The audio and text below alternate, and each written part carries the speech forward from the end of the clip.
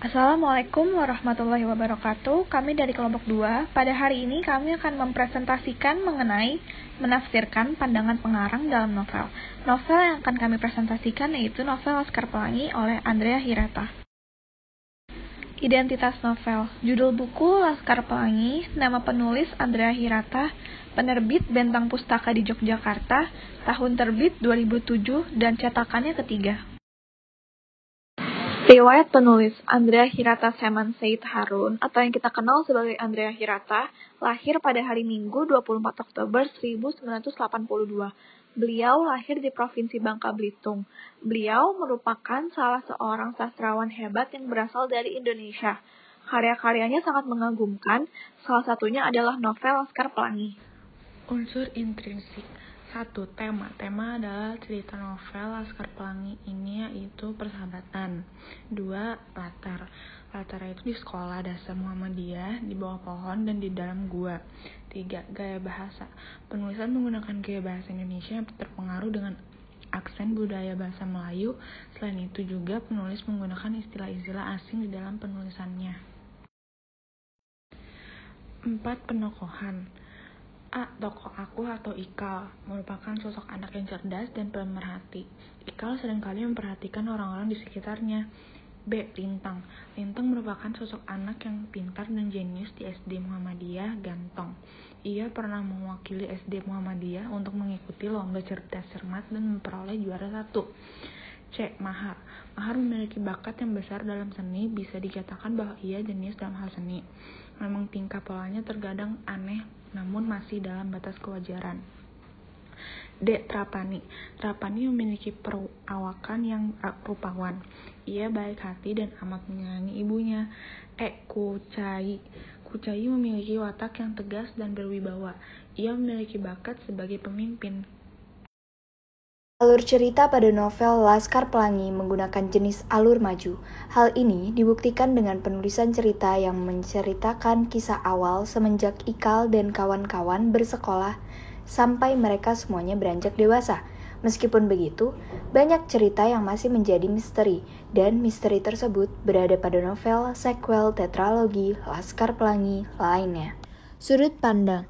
Penggunaan sudut pandang dalam novel ini adalah sudut pandang pertama, yakni tokoh aku atau Ikal yang menjadi pelaku utama. Dari novel Laskar Pelangi ini, ada beberapa amanat yang dapat kita tangkap, yaitu jangan mudah menyerah dan putus asa dengan keadaan. Jangan mudah pesimis, berjuanglah dengan gigih, serta bermimpi dan bercita-citalah yang tinggi.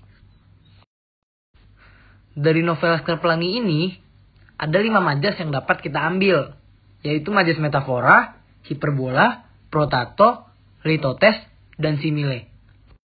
Contoh dari majas metafora dapat dilihat di layar. Ia adalah kambing hitam tempat tumpahan semua kesalahan. Kambing hitam bermakna orang yang dipersalahkan, padahal tidak bersalah. Lalu, contoh dalam majas hiperbola. Kami masih sangat kaget dengan ide luar biasa itu ketika Mahar berteriak menggelegar dan melambungkan gairah kami. Berteriak menggelegar ini bermakna berlebihan. Lalu, contoh dalam majas protato. Itu adalah sore yang paling sendu seantero jagat alam. Seantero jagat alam adalah majas protato karena menyebutkan keseluruhan objek, padahal yang dimaksud hanya di tempat itu doang, di tempat itu saja. Lalu, ada contoh dalam majas litotes, yaitu bersembunyi malu karena kecantikannya. Kata bersembunyi malu ini mengecilkan fakta atas kata kecantikannya. Lalu, pada majas simile, tiupan puluhan trombon Laksana sangkakala hari kiamat. Laksana merupakan salah satu dari majas simile, karena dia merupakan pengungkapan dengan perbandingan eksplisit yang dinyatakan dengan kata depan dan penghubung atau pembanding.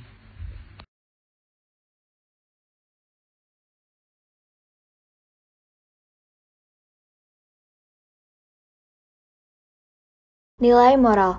Perbuatan disiplin tersebut, seperti pada kutipan berikut, mengandung nilai moral yang sangat penting. Ikal, Lintang, dan Mahar mewakili SD Muhammadiyah dalam lomba cerdas cermat yang diikuti SD terbaik di daerah tersebut, termasuk juara bertahan SD PN Timah. Persaingan sangat sengit, terjadi antara SD Muhammadiyah dengan SD PN Timah. Lintang, seorang anak jenius yang berasal dari keluarga miskin pesisir pantai, melibas habis pertanyaan matematika yang dibacakan, hingga pada akhirnya terjadi perselisihan antara juri karena Lintang salah menjawab dan dianggap curang.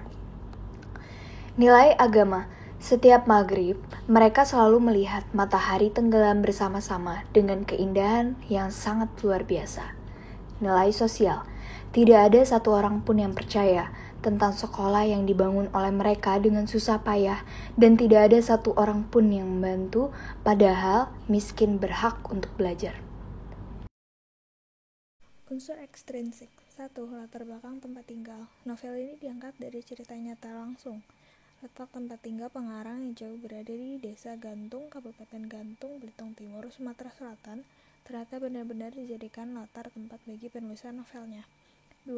Latar belakang sosial budaya. Ada perbedaan status karena komunitas buruh tambang memerlukan uang untuk melanjutkan kehidupan, sedangkan komunitas pengusaha memerlukan tenaga para buruh tambang untuk menjalankan usaha mereka. 3. Latar belakang religi atau agama. Nuansa keislaman dalam novel ini begitu kental, karena dalam beberapa penggalan cerita, pengarang seringkali menyelipkan pelajaran-pelajaran mengenai keislaman. 4. Latar belakang ekonomi. Latar belakang ekonomi dalam novel ini diambil dari kacamata masyarakat Belitung, kebanyakan yang tingkat ekonominya masih rendah padahal sumber daya alamnya yang sangat tinggi. 5. Latar belakang pendidikan. Begitu banyak cabang ilmu pengetahuan yang diselipkan antara lain sains, fisika, kimia, biologi, astronomi. Pengarang gemar sekali memasukkan istilah-istilah asing ilmu pengetahuan yang tertuang dalam cerita. Kutipan teks. Beliau menorehkan benang kebenaran hidup yang sederhana melalui kata-kata yang ringan, namun bertenaga seumpama titik air hujan. Dia mengorbankan semangat kami untuk belajar dan membuat kami tercengang dengan petuahnya tentang keberanian pantang menyerah dalam melawan kesulitan apapun. Pak Harfan memberi kami pelajaran pertama tentang keteguhan pendirian, kedua tentang kerukunan, dan ketiga tentang keinginan kuat untuk mencapai cita-cita. Beliau meyakinkan kami bahwa hidup bisa demikian bahagia dalam keterbatasan jika dimaknai dengan keikhlasan berkorban untuk sesama. Lalu beliau menyampaikan bahwa prinsip yang diam-diam menyelinap jauh ke dalam dadaku serta memberi arah bagiku hingga dewasa, yaitu bahwa hiduplah untuk memberi sebanyak-banyaknya. Analisis isi. Berdasarkan paragraf tersebut, pengarang berpandangan bahwa menjadi orang yang bermanfaat dan memiliki pengaruh baik bagi sesama adalah hal yang seharusnya dilakukan oleh tiap orang, seperti Pak Harfan di mata anak-anak Laskar Pelangi. Kutipan teks paragraf kedua. Tahun lalu, SD Muhammadiyah hanya mendapatkan 11 siswa, dan tahun ini Pak Harfan pesimis dapat memenuhi target 10. Maka diam-diam, dia telah mempersiapkan sebuah pidato pembubaran sekolah di depan para orang tua murid. Pada kesempatan pagi ini, kenyataan bahwa mereka hanya memerlukan 1 siswa lagi untuk memenuhi target itu menyebabkan pidato ini akan menjadi sesuatu yang menyakitkan hati. Baru 9 orang, Pak Manda Guru, ucap Bu Mus bergetar sekali lagi. Akhirnya, waktu habis karena telah pukul 11:05 dan jumlah murid tak juga genap 10. Semangat besarku untuk sekolah perlahan-lahan runtuh. Aku harus melepaskan lengan ayah dari pundakku. Sahara menangis terisak-isak mendekap ibunya karena ia benar-benar ingin sekolah di SD Muhammadiyah. Pak Harfan berdiri di depan para orang tua, wajahnya muram. Beliau bersiap-siap memberikan pidato terakhir. Wajahnya tampak putus asa. Namun, ketika beliau akan mengucapkan kata pertama Assalamualaikum, seluruh hadirin terperanjat karena Trapani berteriak sambil menunjuk ke pinggir lapangan rumput luas halaman sekolah itu. Harun. Analisis sisi. Berdasarkan paragraf tersebut, pengarang mengajak para pembaca untuk berpikir pada hal-hal positif yang memang memiliki kekuatan tersendiri. Kekuatan yang bisa membuat segala yang tak mungkin menjadi mungkin.